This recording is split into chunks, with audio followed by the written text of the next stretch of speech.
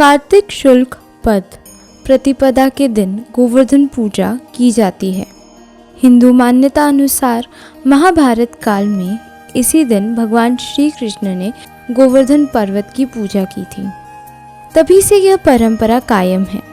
साल 2020 में गोवर्धन पूजा 15 नवंबर को की जाएगी। इस दिन भगवान को तरह तरह के व्यंजनों के भोग लगाए जाते हैं और उनके प्रसाद का लंगर लगाया जाता है। इस दिन गाय, बैल आदि पशुओं को स्नान कराकर फूल माला, धूप, चंदन आदि से उनका पूजन किया जाता है। गायों को मिठाई खिलाकर उनकी आरती उतारी जाती है तथा प्रदक्षिणा की जाती है। गाय के गोबर से गोवर्धन पर्वत बनाकर जल, मोती, रोली, चावल लगाकर पूजा करते हैं तथा परिक्रमा करते हैं। मान्यता है कि इस दिन गाय की पूजा करने से सभी पाप उतर जाते हैं और मोक्ष प्राप्त होता है। एक बार की बात है, इंद्र को अपनी शक्तियों पर घमंड हो गया। तब भगवान कृष्ण ने उनके घमंड को चूर करने के लिए एक लीला रची। उसमें उन्होंने सभी ब्रजवासी और अपनी माता को एक पूजा की तैयारी करते हुए देखा तो यशोदा माँ से पूछने लगे, मैया आप सब किसकी पूजा की तैयारी कर रहे हैं? तब माता ने उन्हें बताया कि वह इंद्र की पूजा की तैयारी कर रहे हैं।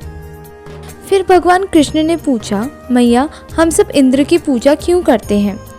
तब मैया ने बताया कि इंद्र वर्षा करते हैं और उसी से हमें अन्न और हमारी गाय को घास मिलता है। यह सुनकर कृष्ण जी ने तुरंत कहा, मैया हमारी गाय तो अन्न गोवर्धन पर्वत पर चरती है, तो हमारे लिए वही पूजनीय होना चाहिए।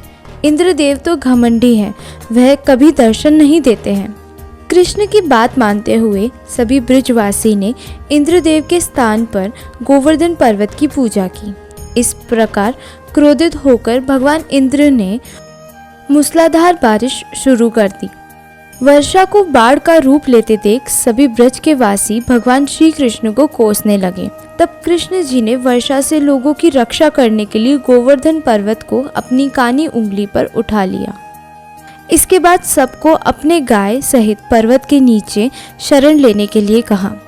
इससे इंद्रदेव और अधिक क्रोधित हो गए तथा वर्षा की गति और तेज कर दी।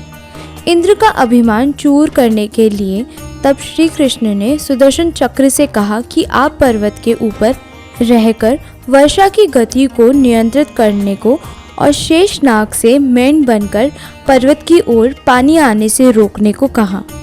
इंद्रदेव लगातार रात दिन मूसलाधार वर्षा करते रहे। काफ़ी समय बीत जाने के बाद उन्हें एहसास हुआ कि श्री कृष्ण कोई साधारण मनुष्य नहीं है। तब वह ब्रह्मा जी के पास गए।